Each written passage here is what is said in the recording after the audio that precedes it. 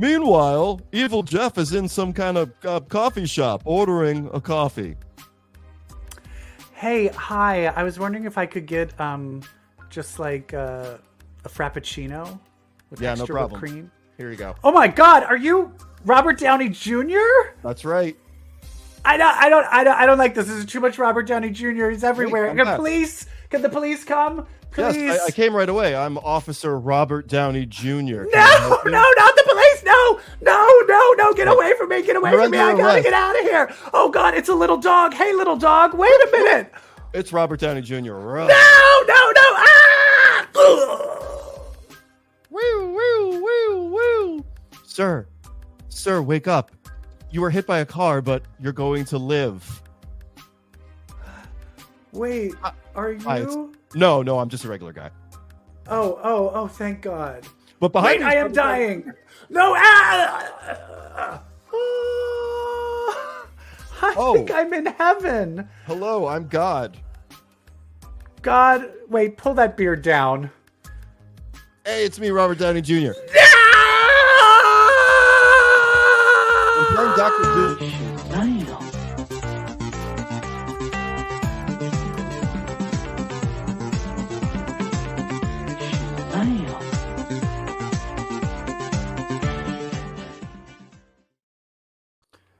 Robert Downey Jr. of Robert Downey Jr. I am your Robert Downey Jr., and with me as always is Robert Downey Jr. Hey, Robert Downey Jr. Hey, Robert Downey Jr., how are you? Hi, it's really me, EvilJeff. This is episode 309 of Comic Book Queers. Yep. And I guess we should just get right into it because girl, things are going down in the comic book right world. now. So much that we don't even have time to talk about comics. No, we have we're going to do TV and movies only this episode. Yeah, but first let's bitch about something that happened at Comic-Con. And he was all like, and she was all like, and then they were all like, and I was all like, what?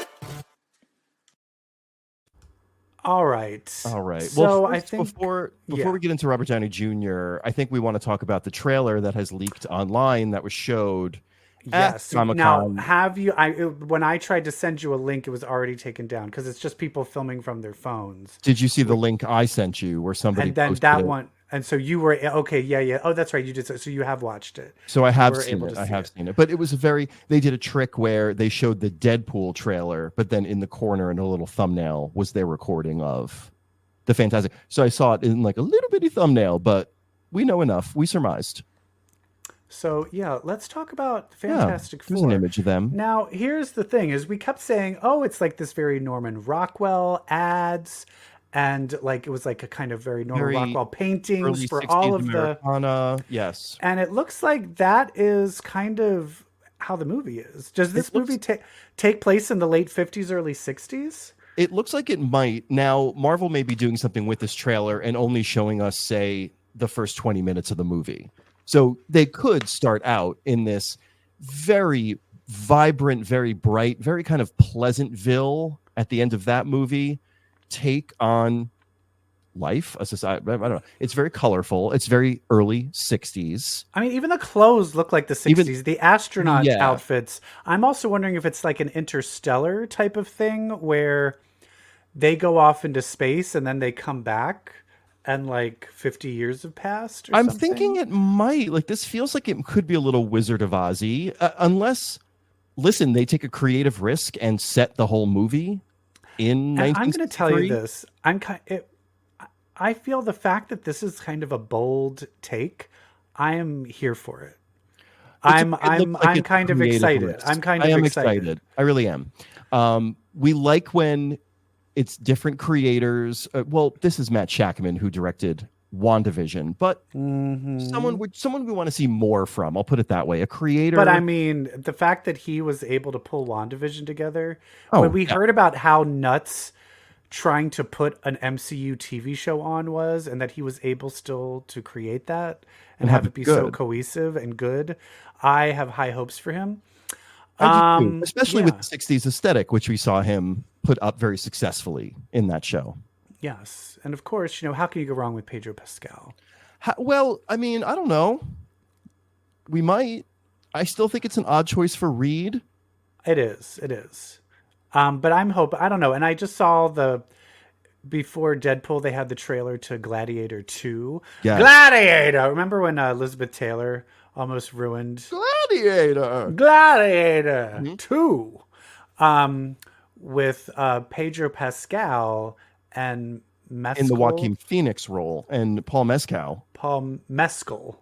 So it's Pascal and Mescal. Oh, it's Pascal and Mescal. Who looks so beefy and good. Ooh, muscular. Oh. You know who else looks really good? Pedro Pascal, especially in that photo of his date with his friend, Russell Tovey, out gay actor Russell Tovey, at a, say it with me, everybody, Pet Shop Boys concert. Hello. That's about as gay as you can get. But isn't Russell Tovey still married? I don't know. He was married to a former Randy Blue porn star that I directed. Then I guarantee you he is no longer still married. He only did 2 scenes and then disappeared off the face of the earth. And I will say he was probably one of the most beautiful men in the entire planet. So if you ever look up Russell Tovey's husband, whether it's ex or current, look him up. He is gorgeous. I've pet Russell Tovey's dog, who is also gorgeous. No. Wait, you really petted his dog? He carries a French bulldog around with him. Is it petted or pat? I petted. Okay. Pat is... Wait, isn't that what petting did? What is petted then? Pat is the present action of doing this. I'm patting my chest right now, everybody. Okay. Okay. Well, this also shows, it looks like at the very end you see Galactus. You see Galactus, what looks like Galactus. Is Doom showing up here, or is Doom showing up later? I believe Doom is going to have to be a character. Well, now I don't know, because now it's not Victor Von Doom. It's variant Tony Stark, maybe. We'll talk about that. But the trailer, what do you remember seeing in the trailer, EvilJeff? I just remember seeing, there was an interesting part where there's like a dating show and then dating game show. And then you see the Thing. She picks Bachelor number 3 and they pan over and it's the Thing. Yeah. In shadow. But I've just noticed that you really, when you're looking at everything feels like this is the first space program from the 60s. And instead of it being like regular NASA, it's the Fantastic Four. Everything looks very, I wonder if it's Sword. Everything looks very cover of Life magazine. Yes. It also feels very like Jetsons. Almost. Very Jetsons. It's very saturated. Everything is very clean, very vibrant, very poppy. Yeah. Very Jetsons. I love it. Meet George Jetson. His boy Elroy. But I feel like this. I want to talk about the elephant in the room, which relates to this. Which relates to this, the fact that they announced who will be playing Doctor Doom in the upcoming Avengers Doomsday, aka Avengers: The Kang Dynasty, the movie formerly known as Avengers: The Kang Dynasty. Now it's Avengers Doomsday. It features Doctor Doom, and Doctor Doom is played by Robert Downey Jr. So, how did you feel when you first heard this? I went, that sucks. Okay, well, that's very dramatic. That sucks. So you don't like it at all? No, in fact, I think I woke up in a bad mood this morning, and I was like, "Oh, it's because Robert Downey Jr. was announced as Doctor Doom." I remember it wasn't a dream; it was real. Okay, why do you hate this? Why is this bad? I would have liked to invest in in a new Doctor Doom character. This very much could be my comics puritanicalism coming through. But I was looking forward to there being a character, Victor Von Doom, who had a rich history with Reed Richards. Why you're assuming that it's going to be a Tony Stark? I'm assuming it's going to be. You're assuming it's going to be a Tony Stark variant is going to be Victor Von Doom. Yes. Now, It could be nope, it's Victor Von Doom, and it's Robert Downey Jr. who never takes his mask off. But he's showing up in where there's going to be still multiverse and other worlds and stuff like that. Yeah, it's the culmination of the multiverse saga. So that's why I'm assuming it's. And I do think this is all leading to Hickman's version of Secret Wars, in which everything's merged down into one timeline. And that's where we'll have. We'll talk about. So we're going to talk about Deadpool and Wolverine. In a little bit. I want to talk about what characters were in that and what characters were not in that, and are probably going to be saved for Secret Wars, right? In a battle world type scenario. But I guess my issue is, I see two scenarios. He is a variant, and he is playing Tony Stark as a villain, or they're completely redoing him and they're like, well, he can just be a different character because he's going to basically be in a mask the entire time. Yeah. So I would love that. I would love if it's like, no, we just think he's a really good actor and we want him to play this character now. Yeah. That's cool. I mean, they did that with Chris Evans kind of, sort of, to great effect. Wink. Exactly. We'll talk about later. I do kind of like the idea of an evil Tony Stark. However, I also liked the idea of Tony Stark, of Robert Downey Jr. being like, I paid my dues, I started the MCU, and I'm going to leave it. And now we're going to pass the torch on. And so him coming back, I don't know. Yeah. On paper, you know who's going to love this? Like, people who don't read the comics. They're going to love this. Because here we are having now a full circle moment that goes back to the previous saga, the Infinity War saga. Yeah. So they'll love it. They'll love, like, oh my God. And like, now it all comes full circle to Tony, but now he's the antagonist. Okay, great. But those of us who were excited for the Fantastic Four corner of the Marvel Universe feel a little bit let down. I thought it was a great opportunity at Hall H at San Diego Comic-Con to put Pedro Pascal and Vanessa Kirby front and center and really make them the future of the MCU. And now it's just Robert Downey Jr. upstages. It's the Russo brothers coming back. It's Robert Downey Jr. coming back. It's like, no, we don't want Biden again. Also, well, it's also just, you're going to be bringing back Robert Downey Jr. because you know that this phase is a dud. Right. And the only thing that's successful, the only things that are making money is anything having to do with mutants. I'm talking about, and I know she's technically, not a mutant anymore, but Scarlet Witch, X-Men 97, and Deadpool. Those are the things that are making you money. So from a capitalistic perspective, let's just fucking do a Fantastic Four movie and then ditch everything else and just go into the X-Men and guess what? You can still do Avengers because you know who's could be. That means you can have Spider-Man, Wolverine, Storm. Let them be on the Avengers. Anyway. 100%. I'm just kind of annoyed with it. I also feel there is a problem with trying to give people what the fans want, trying to make money. What was that piece of shit Star Wars movie? Yeah. And trying to actually make something good. And unfortunately, I think in the end, making something good kind of falls backwards. Which I will bring up later in something. Okay. Yeah, it's dicey. I mean, if you're going to give the fans what they want, I mean, it could work. We've seen it work in the form of, let's say, Spider-Man No Way Home, or moments in Deadpool and Wolverine, or it could just be the same old shit again. Yeah.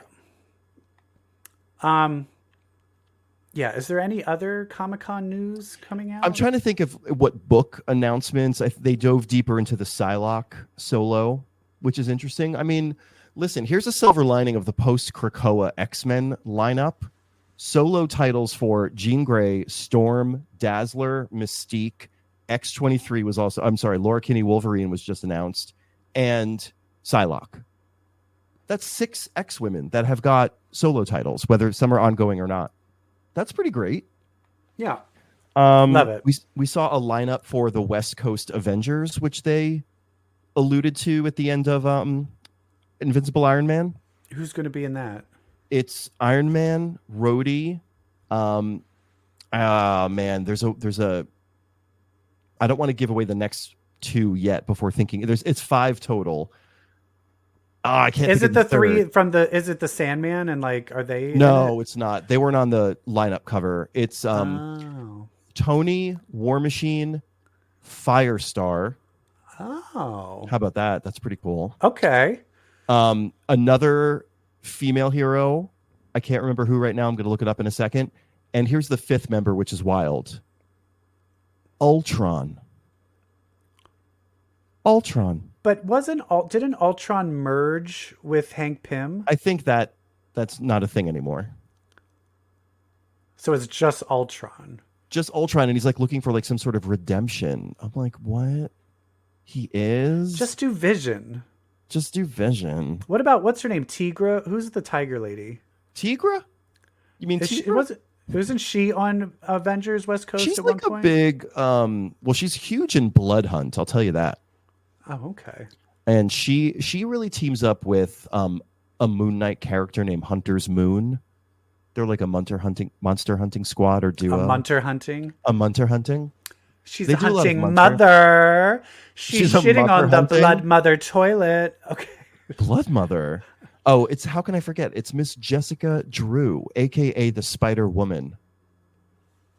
Oh, she's the other character? Yeah. So it's Spider Woman. Yeah. It looks great. Iron Man, War Machine, Spider Woman, work. Firestar, work. Ultron, honestly, girl, work. I like it. That sounds great. Yeah. So cool. Should we let's talk about the TV and movies that we're watching? Well, I'm going to play a different opening since just because I feel like I can. I read a DC comic. We didn't read a DC comic, but we watched a DC cartoon show. And I will say something, it might be a very ironic thing that we have an I read a DC comic segment soon, EvilJeff, because the way things are going, I think we're going to become big DC fans, at least in the movies, moving forward. I mean, coming out in September is The Penguin. The Penguin. Born out of the Matt Reeves Batman movie. Colin Farrell, unrecognizable. But now we have Kite Man, hell yeah. On HBO Max. Kite Man, hell yeah. Now, I looked it up to see who was in the cast, and it has 2 voices for Stephanie Hsu, and I am confused why it's listing 2 voices. It has Kathy Ang and Stephanie Hsu from Everything Everywhere All at Once. What character are we talking about? For Golden Glider. Interesting. Does she transform into something at some point? No, it all sounds like it's the same voice. I'm curious if it's like, was Golden Glider when she appeared in Harley Quinn? Was it one voice and now it's another? And I keep looking it up, and everything just has them both listed. Even in their IMDb's, it has them both listed. Or I'm like, did one start in a couple of episodes and then they changed the voice? Yeah, so weird. I don't know. If anybody knows, I would like to know. But overall, we've got Kite Man, hell yeah, which is about Kite Man and his girl, Golden Glider, who we do not know who does the voice of.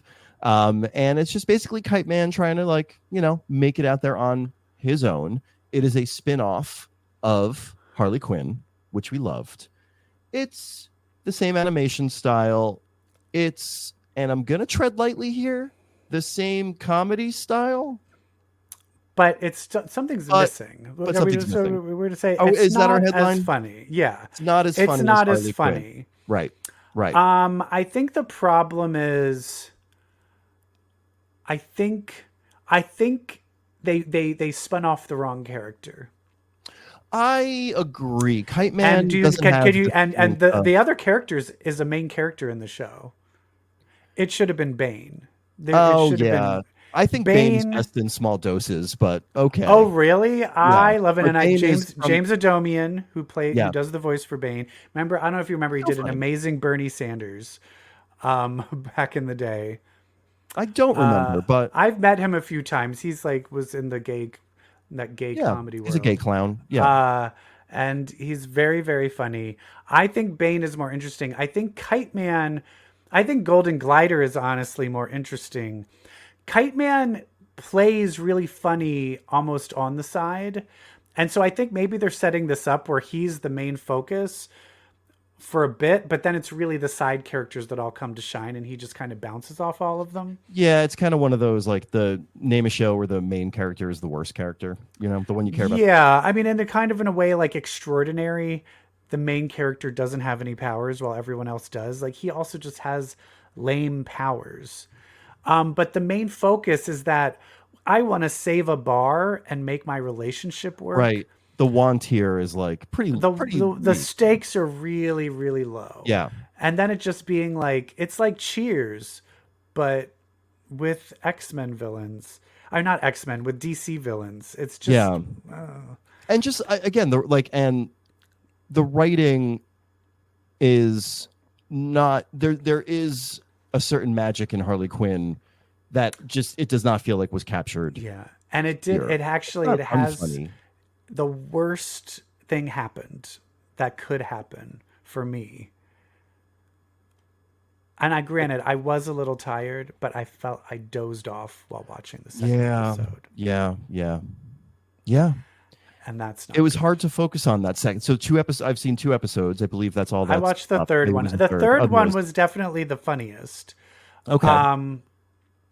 The second basically like in the third one at TGI Fridays, it was a Bennigan's opens, but it's called Villigans.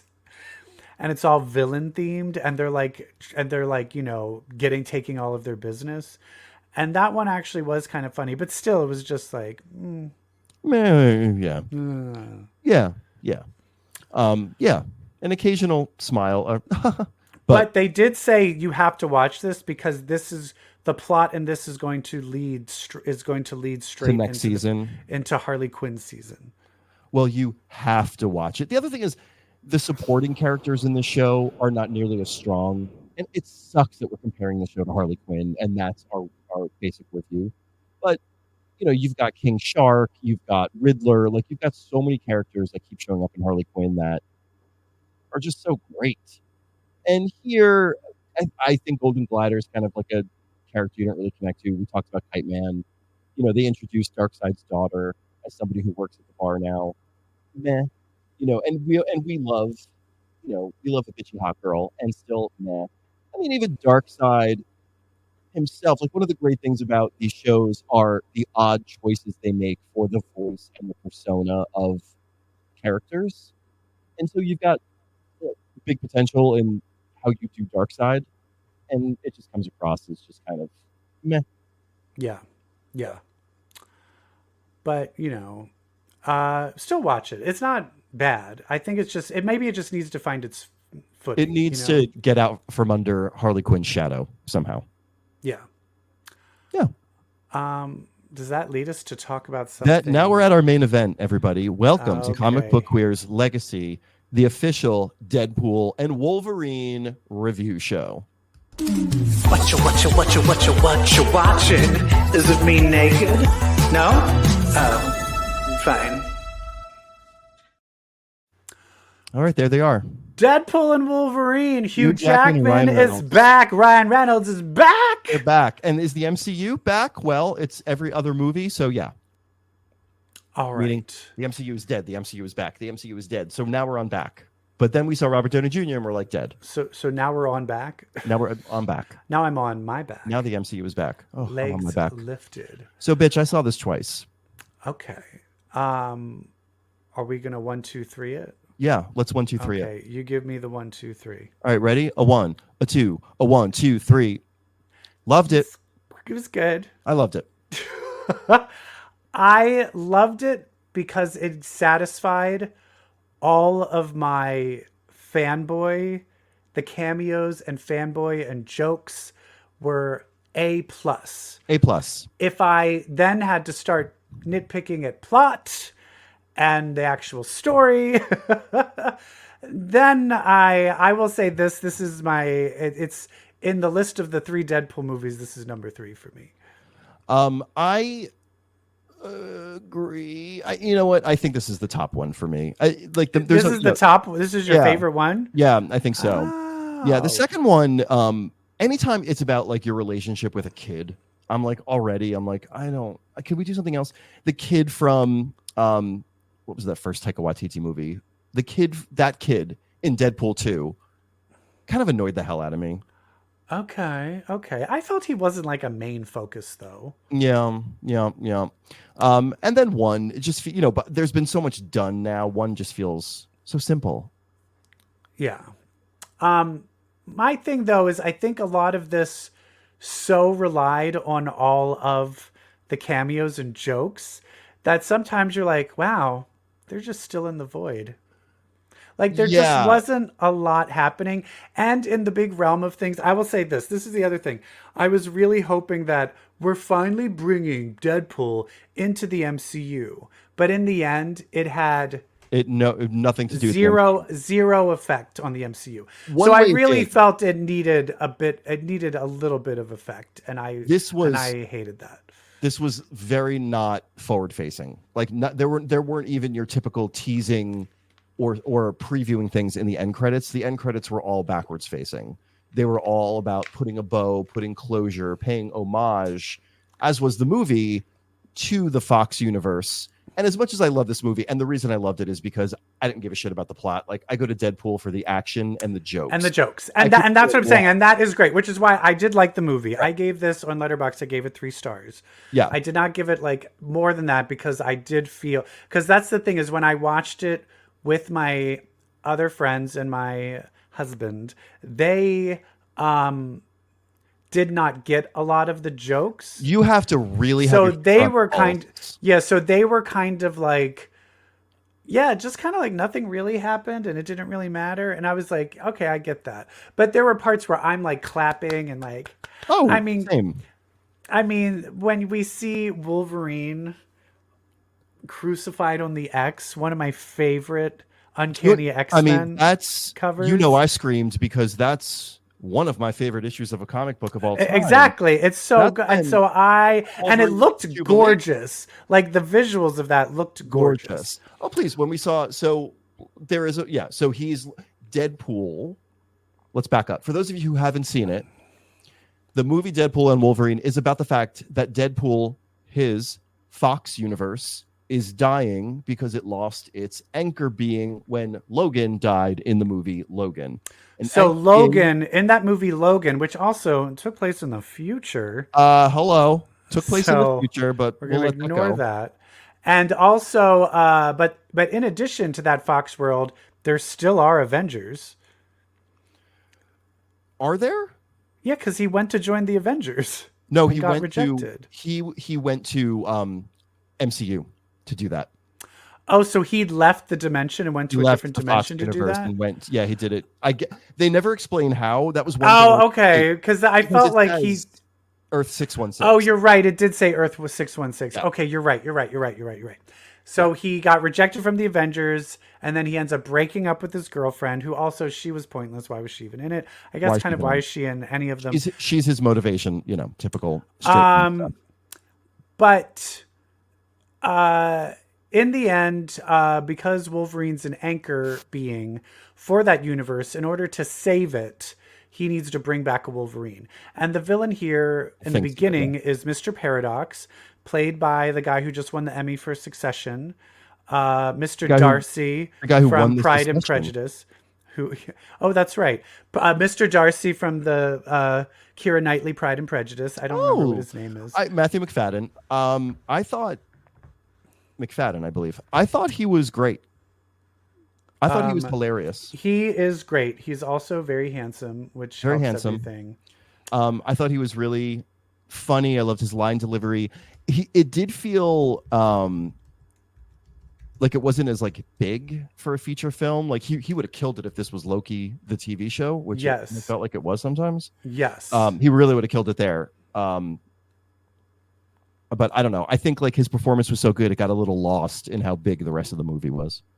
Yes. And so he ends up trying to find Wolverine, and very in a similar realm of Everything Everywhere All at Once, he ends up finding the worst Wolverine. But he goes through several, and let's have fun with which Wolverines he meets when he's trying to find the one that, was very Everything Everywhere All at Once, the worst one. He immediately meets AOA Wolverine, Age of Apocalypse Wolverine, which I screamed. I couldn't believe it. Then Patch. He meets Patch. He also meets real height Wolverine. Comics accurate short king Wolverine, which so many jokes in this movie were about like, hey, you know that thing that you were bitching about constantly, fans, that you wanted? Here it is. Isn't it stupid? He did that with the other Wolverine, which was the Henry Cavill Wolverine. Henry Cavill Wolverine blew me away. I was like, yeah. I still want the guy who played Elton John. What's his name from Kingsman? Oh, Eggy. Yeah. I want him to be Wolverine. I think he should be Wolverine. I agree. And then we got Crucified Uncanny X-Men on the Cross Wolverine. X-Men. Which have you heard? Have you heard what Christians are doing now? Christians are going to see Deadpool and then leaving 20 minutes in after that scene and then making TikTok videos of them walking out. Oh, is that the scene? Yeah. It's because of the crucifix? Yes. Also, they're also all complaining because I don't know if you realized in the Olympics, there's kind of the drag queens are kind of posing in the last summer at the Olympics. That Olympics, I want to talk about that too.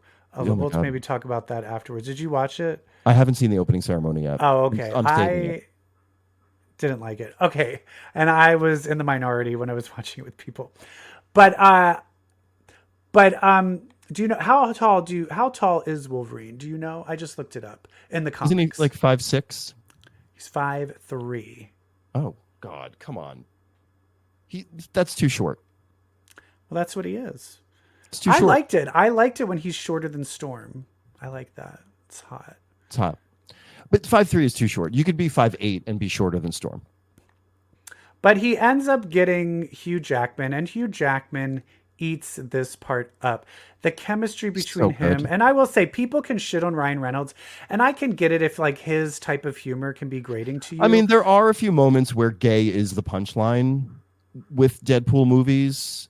I will tell you this, but it's never a punching down punchline. It's never a punching down. It's always like I'm into it and I'll do it. It's never like ew. It's like I wanna. Yeah. And that is why people were saying, oh, it's like this gay jokes. And I'm like, but it's gay jokes as in like it's hot.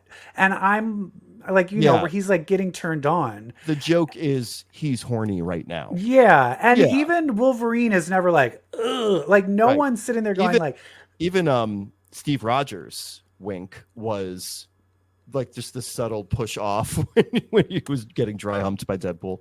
Yeah. So he gets this Wolverine, and then they just have tons and tons of different like battles, and those are really fun. I will say when at the very end, because I had to sit through the credits to watch the very end scene. Of course, there was about 25 effects houses, and sometimes I felt CGI scenes varied from scene to scene. There was one, and after seeing that it was different effects houses, I'm like, oh, that's why. There's why. Because this is really good, and the other one, there's someone where there's all the Deadpools were fighting. I was like, this is not that good. Yeah. There was, we'll talk about it later, but there was a CGI shot that I was like, this is wild. I'll talk about it now. When they fight all the Deadpools, and they jump out of the back of the bus in that like big action splash pose. Mm-hmm. After they land, Hugh Jackman is still CGI for like a good 5 seconds of them standing there and him looking around. It's so oddly CGI'd Hugh Jackman. It's so weird. Yeah, and I will say in the bus, a lot of those Deadpools were 100% CGI, and it looked like AI. It looked like those AI creations, and it did not look good. Yeah. But then there's moments where it did look good, and so. Well, the moments that I thought shined the most outside of visual effects was when they were in the void and we met a cavalcade of characters and actors that we did not expect to be in this movie. We did not know were in this movie. And I was fully 100% unspoiled. And that's what we're going to tell you right now. Time to be spoiled. So stop watching the show now. And honestly, if you don't want to know. To your point, the movie, it's not that substantial. It's not that great. The joy comes from what we're about to talk about. Yeah. Yes. Okay. So you were warned. Here we go. The first biggest, oh my God. And it's a 1-2 punch. So it's the 1-2, let's start with the one punch is who shows up at fucking Chris Evans shows up in the void. And then he says, oh, we're going to fight. Say your phrase. Say your phrase. He's framed very much like Captain America. He's wearing blue, white, and red. You have the patriotic music. He does the superhero landing. Deadpool's like, oh my God, it's Cap. It's over. And then when he wants him to say Avengers Assemble, he instead says Flame On. And he's fucking Johnny Storm. It's fucking Johnny Storm. The original Johnny Storm from the Fantastic Four movies. That was so fucking smart. It was so fucking brilliant. And the fact that who comes in the cavalcade to attack them is people from the original X-Men movie. Toad, we have the original Sabretooth. the original Pyro, Aaron the original Stanford. Toad, the original Sabretooth. Oh, it's not it's the actually original not. Toad? Yeah, it's not original Toad. It was not original Juggernaut. Wasn't he Darth Maul? Yeah, it wasn't him. It wasn't Ray Park. It was original Tyler Mane, Sabretooth. And it's original Pyro. That guy I recognized, which I just loved, especially to have him then suck all of the so funny fire out of Johnny Storm, and they get kidnapped, get brought back into a huge Ant-Man, and then it's like a skull, and he's like, "Wow, this is like finally Paul Rudd's old." Like there's just so many good jokes. So many good jokes. You have to really know the industry and like all the backstory of all the movies. Like you have to know the hot goss of these actors and these movies being made to really laugh. Yes, and we get our real main villain. Cassandra Nova. It's Miss Nova. Played by Emma Corrin, who I believe won did she win the Emmy for The Crown playing Princess Diana? I believe so. I think she might have. Or was it the one, because so many different people played Diana, I can't remember which ones. I don't know. But I will tell you this. You're thinking of Debicki? You're thinking of Elizabeth Debicki? I can't remember which one, but anyway. She's 6'3". Who is 6'3"? Elizabeth Debicki. Elizabeth Debicki is 6'3". Look it up, bitch. Oh, well, Emma Corrin isn't, and that's what I want to talk about. Okay. Because she, in this role, square root of 64. She ate. She ate. She fucking ate. She did. She was so fun. She ate it up, and I appreciated it because she gave us... She was doing full Disney villain. And I was like, that's exactly what is very Nova. Like, so does Nova, right? Like, Nova. And they basically, the fact that they used, which I think she only did it 1 or 2 times with the hands inside the head. They made that how she reads minds, is sticking her hands in the heads. And that was CGI that I did. Like, I was here for that. I loved it. Emma Corrin, I did want to check, uses they pronouns, just so you know, just so we acknowledge that. They. She with a Y in the end? Yeah. Wait, what is that? Shay? Okay. She made it up. Or they made it up. Okay, we'll just It's like a she-they hybrid. Okay, they. Well, they are amazing. They are amazing. And they were great. They square root of 64. Yeah, and so they're the villain, and they're the only one, and Cassandra Nova is the only one that can get them out of the void. The second time I saw it, do you know, I realized, remember there was a guy with a beard in like a red and white striped tank top? The one who got stabbed by... Yeah. I realized Gambit. that is the Russian from the Punisher, from the Thomas Jane Punisher.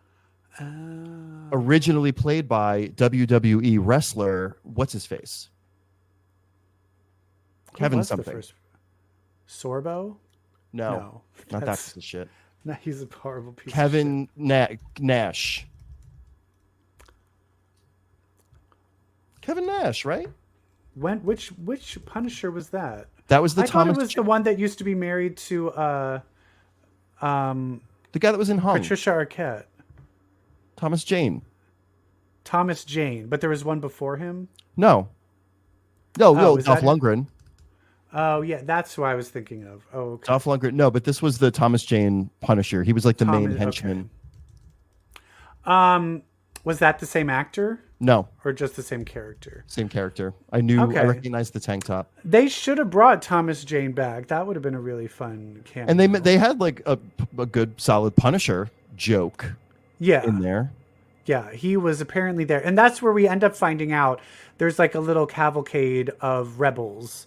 And we see it is... At first, we get an amazing Honda Odyssey like car fight. Sex scene car fight, basically. It was very much a sex scene. And I love that during that sex scene, they played a song from Grease, which is a musical about... You're the one that I want, yeah. Kids making out in cars. Yeah. But it was very... That violent fight in the car was, I'm like, this is their sex scene. But then they meet Elektra, Jennifer Garner. One of my favorent jokes where it's like, second best joke. And Daredevil's dead. And she's like, it's okay. Fine. Like, just basically saying, I don't give a Daredevil. shit that Ben Affleck is dead. That was amazing. So good. We have Blade. This is my other big, like... Oh, I freaked out. Clapping moment. Freaked out. I started crying. I was like, come on. We have Wesley Snipes' Blade. I'll be the only Blade. Joke. There's only one Blade, and there's only ever going to be one Blade. I know. And then you see Deadpool be like, "Ooh." And then we have the movie that never came about. We have fucking Gambit. Channing Tatum as Gambit. Doing a thick Louisiana accent where you cannot understand anything he's saying. And it brought up two questions for me. One was, if that movie did move forward, how would he have played it? What would Channing Tatum, was going to be Channing Tatum's take on Gambit? Second, we'll never know. Who the fuck thought of that to begin with? Like, it made you realize what a stupid fucking idea that was in the first Girl, I thing. would have seen that. I would have been so happy to see that movie. Oh, well, I was so happy to see him in this movie. He killed every fucking syllable out of his mouth. I was dying. And we also have, which we were spoiled, is Laura X-23. X-23, Laura Kinney. Daphne Keane is still the best possible Laura Kinney. She's such a good grown-up Laura Kinney. My God. Also, she is gorgeous. Gorgeous. So let's if you're going to bring that back, give her the part. Yeah. Don't need any recasting. Nope. And so finally, they're able to get out of the void by Cassandra Nova ends up getting them out, and she has a Doctor Strange. She has a sling ring. Yeah. Sling ring. And then it turns out that what's his nuts? Paradox just has a machine that's going to blow up, eat the planet, eat the universe. Eat time. Yeah. And so they need to stop it, but then lo and behold comes all of the Deadpool variants. Yeah, because Nova is going to take over the machine. So to stop Wolverine and Deadpool from stopping her, she sends 100 Deadpools. Which we have a nepotism casting choice that I kind of still loved. Lady Deadpool. Blake Lively. Of course, Blake Lively's Lady Deadpool, because she is Lady Deadpool. Who played Kid Deadpool? Somebody told me it was like their real kid, but I also heard it was the kid that played young Ryan Reynolds in that time travel movie on Netflix about Jason or whatever. It is saying here that their 4-year-old daughter was Kid Deadpool. Oh, fun. Wow. She swore up and down. And then they murdered her. Yeah. She really dropped a number of F-bombs. Yeah. And so basically this then led to a big Deadpool fight, and then it was just like, oh, we have to and then, but I will say, having it done to like a prayer, amazing. And then there was like a final sacrifice to stop the machine, and they both agreed to sacrifice themselves. But they didn't die. Shocker. But they didn't die. Right. Which is a funny thing where Paradox feels like he got away with it. And then they're like, we're alive. And he's like, fuck. So funny. Yeah, they don't die. You know, Logan does not go back to whatever his original world was. He stays in the Fox universe, which is now saved through the actions of Deadpool and Wolverine. And then... Although we're never going to see it ever again. We're never going to see it ever again. We will see Deadpool. They make that clear because they showed on the TVA monitors. Deadpool you just said showed. Showed. Deadpool, tuna can. Deadpool sees him dying in the arms of a crying Thor. Yeah. Which I would imagine is going to be a scene from Secret Wars. That would be amazing. That would be cool. Be amazing, bringing in Deadpool to Secret Wars. And I have to think they're going to bring Hugh Jackman into Secret Wars as well. Yeah. Because Secret Wars, when they're going to do Battle Arena and they're all going to show up, that's when we're going to just start seeing Toby. And, who wasn't in this movie was Halle Berry, Patrick Stewart, Famke Janssen. Like, the X-Men, who I truly did expect to be in this movie, were not. So that means we will see them in Secret Wars. But I'm also at the ready of, I want this to be the end.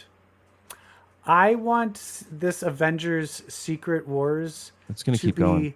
The end, and then let's start over. Let's start fresh. If you want to bring back a character, let's have a new actor. Because at this point, the X-Men movies and all these, by the time they're ready to release an X-Men movie, it'll be 2030. So it's probably not going to be till like 2030 that we're going to get an X-Men movie. At that point, even characters that came out in WandaVision will be 10 years old. Like, let's start it all over. Please. Somebody take out Kevin Feige. And how do you feel about the Russo brothers doing the new Avengers movie? I don't love that we're going back to safe old shit. I don't love it. I want a fresh take. I want new talent. I want to keep expanding what this thing is. And that's why I feel it's time to start it over. And I feel James Gunn was like, I'm just starting over. I'm going to keep this stuff because it's working. But this Batman and Joker, nope, they're two different universes. They don't have to combine. They don't have to collide. Right. Oh, did you see the Joker sequel trailer? Oh, you don't like it? No, I hated the first movie so much. But this, I feel, is a fuck you to the incels. Ooh, say more. Because literally they're like, this is the incels' wet dream movie. Every incel was like, Joker, Joker, Joker, and I was like, ugh, and I hated it. So what did this actor being Todd, was it Todd Phillips is the director? Yeah. I think he decided like, wow, I'm being grouped in with incels. What do? I know. I'm going to make the sequel a musical starring Lady Gaga. It's just a fuck you. So I think I might support this. Okay. I might support I like that take. It also could be completely terrible. Listen, like I said, you and I are going to become DC fans and not Marvel fans anymore. This is how it happens. Yes.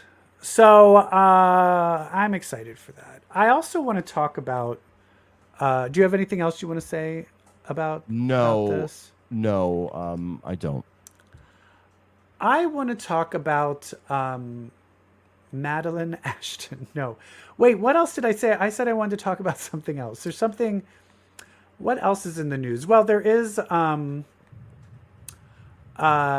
Drag Race. Do you want to react to the winner? Yeah, so I fell off this season, but I have not watched the finale. I do plan on watching the finale, but I do know who won because the same thing happened with the last season when Nymphia won. About a month prior, an announcement for a big party in Brooklyn starring a drag queen that's on Drag Race. The party is being promoted. It's on the night of the finale. So like the night of the finale, there was a huge party in Brooklyn. in Nymphia Wynn's honor, and you're like, well, I guess Nymphia Wynn's won. And then same thing, the weekend of the finale, it's like, come out and celebrate Miss Angeria Paris Van Michaels. And I'm like, well, I guess Angeria won. They do decide like a week before. There's 3 different endings. Like they have all the endings edited together, and they literally decide the week before. And what do you mean? They film everyone winning. You know, but Angeria knew she was the winner. No, she didn't know. No, if you can look up when the show airs, they're all 3 watching it and waiting to see who wins. You don't know that they film every single person winning, and they don't find out until it airs? Idea. Yeah, girl. When you see them on the show winning, and they're like this, they're like, cut. Now you win. To prevent any leaks, and they edit every single ending, and then at literally a week before, when they do the final delivery, Randy, Fenton, and Rue are like, that one. That ruins my party theory. Yeah, I was gonna say because they don't know. They don't. Interesting. But I love Angeria. I'm happy for her. I am too. I think she's great, and I think at this level of the game, I honestly felt Plastique should have been in the finals, because it ended up being Vanjie, Roxy, and Plastique. And I think in the end, it did seem like they were setting it up for Roxy to win. So I was very surprised it went to Angeria. In the end, I think all of those queens are amazing. So amazing. There's no reason why if they could have given it to anyone, and you've been like, you're great, you deserve it. That was the thing, though. I thought we would have been more invested in this season if we learned the story of the charity, or if we heard more about the Queen's connection to the charity, or somebody from each charity kind of educated us on their mission. What they should have done is to give the stakes higher, that they would have put the charity out of business if they didn't win.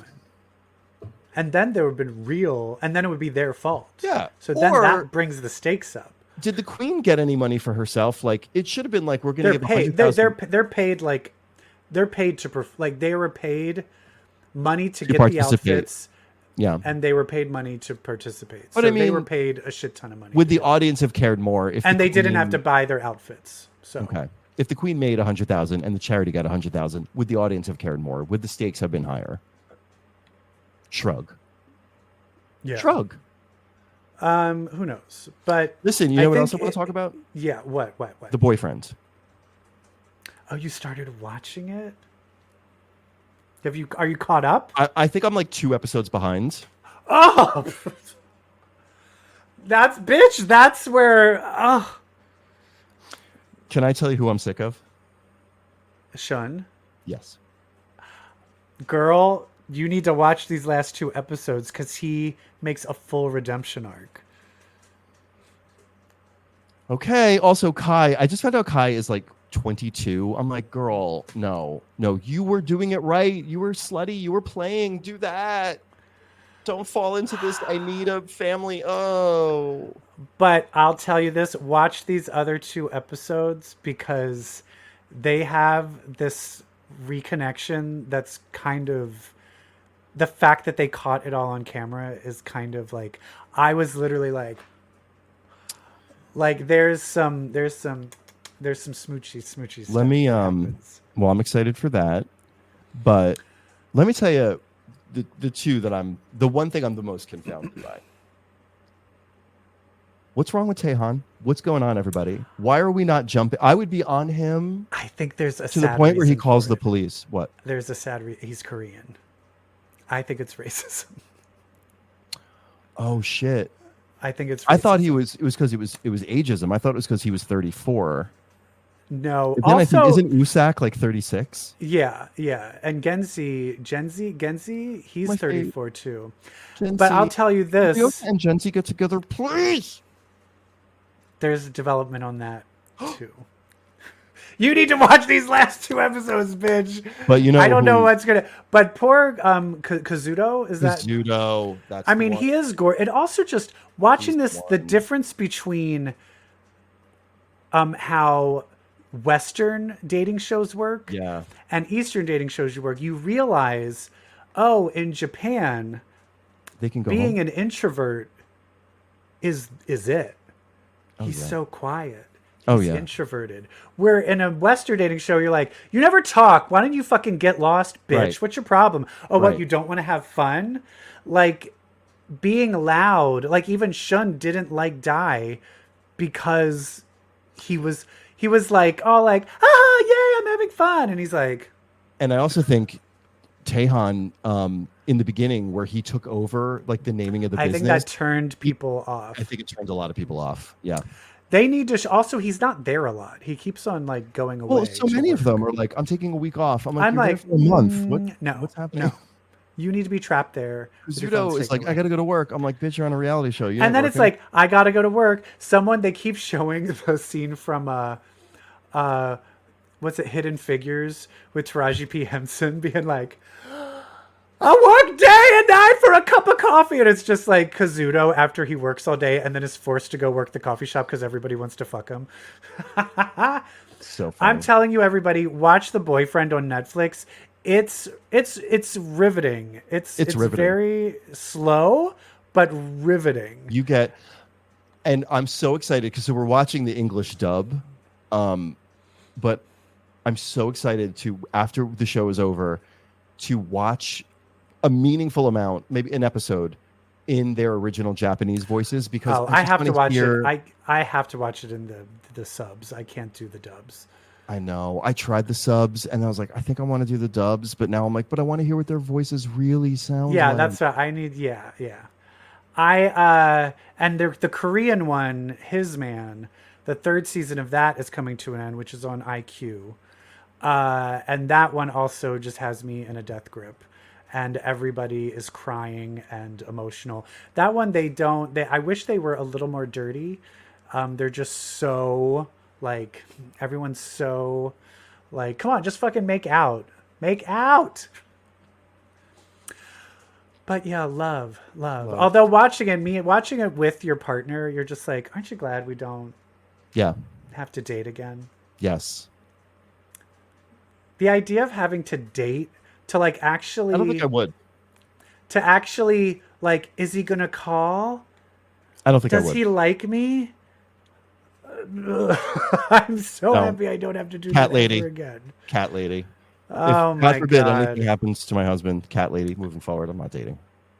You're just gonna be eat in that cats all sling. day. In that sling in the bathhouse. That's it. Take a turn and then I'm gonna go home. They're gonna be like, what's your name? Hole. Hi, Hole. Hi, Hole. I'm Peter. Is there any other fun things? No. Anything? Nothing else is fun. There was something else I wanted to tell you and I can't remember.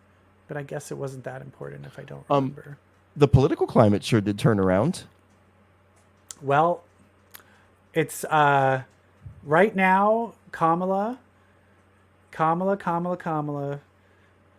Everything, she wiped away Trump's lead, and they're basically in a virtual tie. And I'm really hoping that we can actually pull this off. The party pooper in me is always seeing the worst scenario. I'll tell you, 4 years ago, even though Biden was winning every single poll, I was like, no. Oh, same. Trump's going to win. Yeah. And so I was pleasantly not surprised. So I'm also just, I'm like, but this is the first time I felt hope. So yeah, things are looking good. Let's keep it up. Keep it up. Do what you can. Do what you can. Do what you can. It's weird that go ahead. My little mission is I'm gonna do what I can about Pennsylvania. That's what I'm gonna do. I'm gonna just like you're gonna be knocking on doors, sucking dick, whatever it takes. Pennsylvania. You'll be like, I'll suck you off if you vote for Kamala. Yeah, you can affect. You should work on Nevada. You should, Okay, I'll go to Vegas. Phone calls in Nevada. Yeah, I'll go to Vegas. Haktua, whatever that is. You know what Haktu is. I know what it is. It's straight nonsense. Hawk 2 is like one of those things that's like, okay, it was funny. Like, can we move on? Like, there doesn't need to be a fucking TV show about it now. Yeah, the fact that she's now has an agent is going to be like she made a wasn't fucking that great. Yeah. dirty joke. I mean, Missy Elliott did Hawk 2 25 years ago. Thank you. All right, let's wrap this shit up. Let's wrap this shit up. Play the Missy. Oh, we don't have any Missy? I don't. Well, listen. One time Missy Misdemeanor Elliott picked up a Superman comic book. And ever since then, she's been munching box. Yeah. Yeah. Because if you read comics, well, then that makes you queer. Bye. Shazam.